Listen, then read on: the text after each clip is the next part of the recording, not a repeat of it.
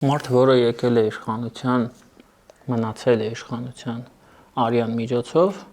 անընդհատ փորձում է եւ խնդիր ունի, նա ուզում է, որ արյուն թափվի, որպեսզի այն խարանը,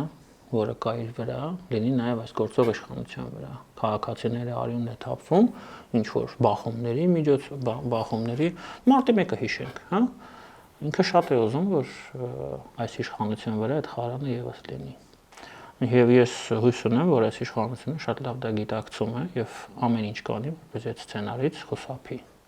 Սա է խնդիրը։ Իսկ կաթողիկոսը ամեն դեպքում այնքան խոհեմ կգտնվի, որ ինչ որ պահի կոպիտ ասած, ինչպես հաճախ լսում ենք անցնցում այդ պահը վաղուց հասունացել է։ Եթե Գարեգին Բ-ն կամ Կտրիչ Ներսիսյանը ինձ համար տարբերություն չկա, լիներ խոհեմ, եթե ինքը իրոք մտածեր Հայաստանի Հանրապետության շահերի մասին, ինքը վաղուց այդ հրաժարականը այդ քայլի կգնար, որովհետև դա է պահանջում մեր երկրի շահերը, ոչ թե Նիկոլ Փաշինյանի, ոչ թե քաղաքացիական պայմանագրի, այլ մեր երկրի։ Սա շատ կարևոր է։ Ես որպես քաղաքացի եմ դա ասում, ես դա այդպես եմ տեսնում։ Եթե նա միջև այսօր դա չի արել, ուրեմն ինքը այդ խոհեմությունը առնվազն չունի։